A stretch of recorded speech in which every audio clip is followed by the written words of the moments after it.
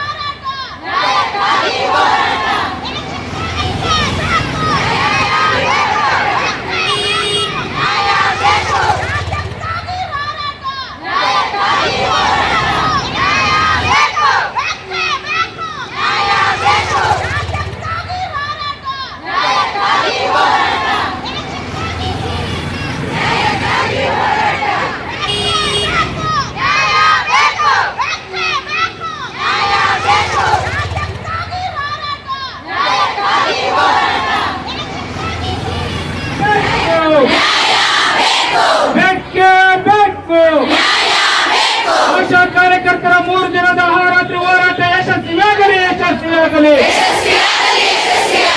AIUTUC ಜಿಂದಾಬಾದ್ ಜಿಂದಾಬಾದ್. AIUTUC ಜಿಂದಾಬಾದ್ ಜಿಂದಾಬಾದ್. ಬಜೆಟ್ನಲ್ಲಿ ಘೋಷಿಸಿರುವ 1,000 ರೂಪಾಯಿಗಳನ್ನು ಎಲ್ಲರಿಗೂ ಕೂಡ ನೀಡಲೇಬೇಕು.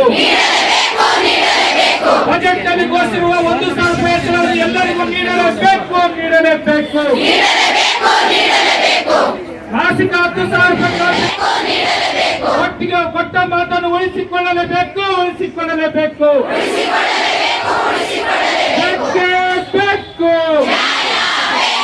ಎಲ್ಲಿಯವರೆಗೆ ಹೋರಾಟ?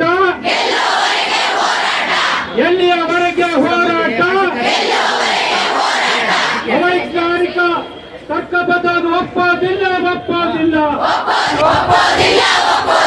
ಜನಸಂಖ್ಯೆ ಹೆಚ್ಚಾಗುವಂತೆ ತರ್ಕಬದ್ಧವನ್ನು ಒಪ್ಪೋದಿಲ್ಲ.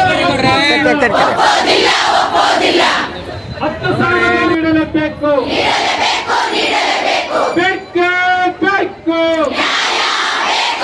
ಎಐಯುಟಿಯುಸಿ ಜಿಂದಾಬಾದ್.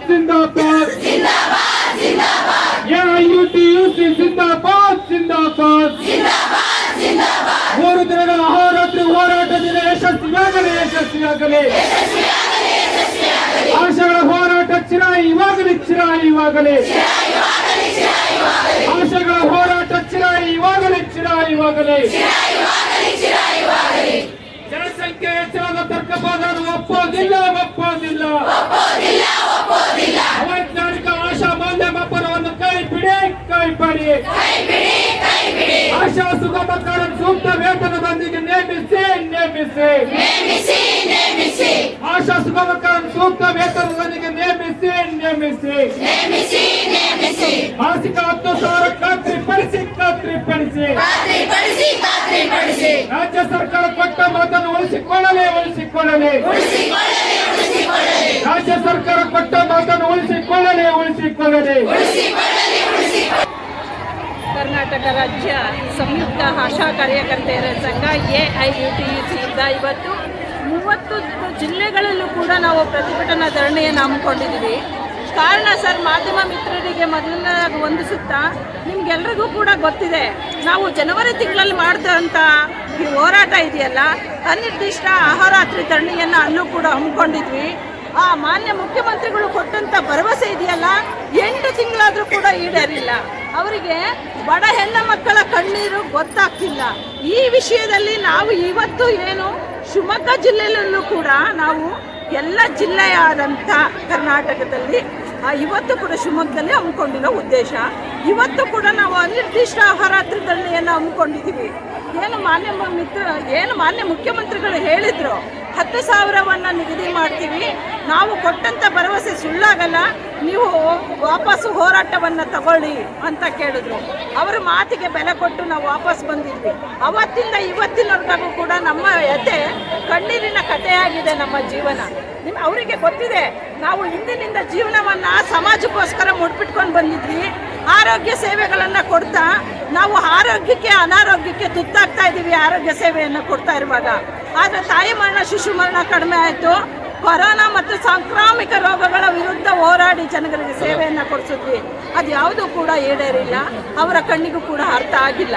ಹಾಗಾಗಿ ನಾನು ಏನಂತ ಕೇಳ್ಕೊಳ್ತಿದ್ದೀವಿ, ಅವರು ಇವತ್ತಿನ ಹೋರಾಟ ನಾವು ಮಾಡಿರೋವಂಥದ್ದು ಬೇಡಿಕೆಗಳನ್ನು ಒಂದೂ ಕೂಡ ಈಡೇರಿಲ್ಲ ಅಂದರೆ ನಾವು ಇನ್ನೂ ಉಗ್ರವಾದಂಥ ಹೋರಾಟವನ್ನು ಹಮ್ಮಿಕೊಳ್ಳಿಕ್ಕೆ ಅಂತಲೇ ಇವತ್ತು ಜಿಲ್ಲೆಯಾದ್ಯಂತ ಹೋರಾಟವನ್ನು ಹಮ್ಮಿಕೊಂಡಿರ್ತಕ್ಕಂಥದ್ದು.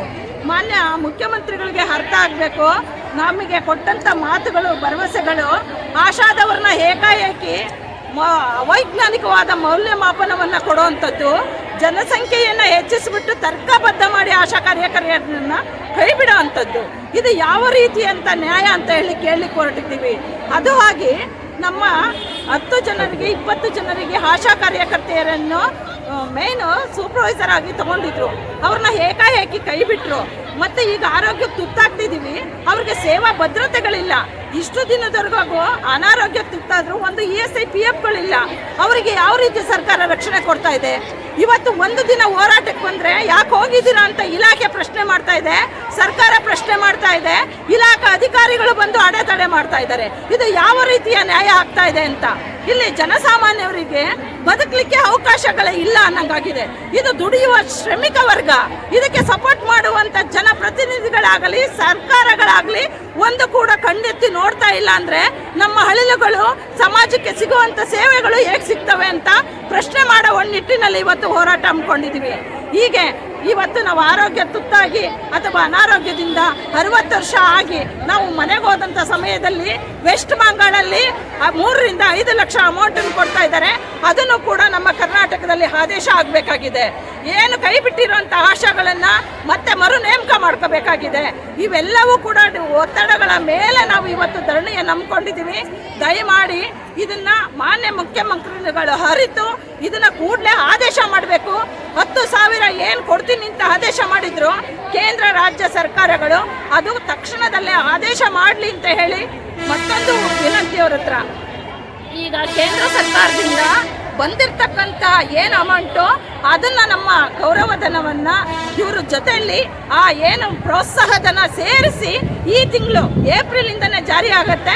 ಈಗ ಬಂದಿರುವಂಥ ಆದೇಶವನ್ನು ಕೂಡಲೇ ಆದೇಶ ಮಾಡಬೇಕು ಅಂತ ಹೇಳಿ ಕೇಳ್ಕೊಂತ ನಾವು ಹೋರಾಟವನ್ನು ಇನ್ನೂ 2 ದಿನಗಳ ಕಾಲ ಮುಂದುವರಿಸ್ತಾ ಇದ್ದೀವಿ.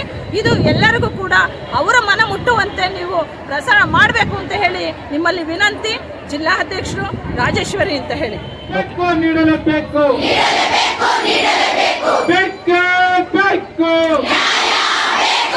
AIUTUC ಜಿಂದಾಬಾದ್ ಜಿಂದಾಬಾದ್, AIUTUC ಜಿಂದಾಬಾದ್ ಜಿಂದಾಬಾದ್. 3 ದಿನಗಳ ಅಹೋರಾತ್ರಿ ಹೋರಾಟದಿಂದ ಯಶಸ್ವಿಯಾಗಲಿ. ಆಶಾಗಳ ಹೋರಾಟ ಚಿರಾಯುವಾಗಲಿ.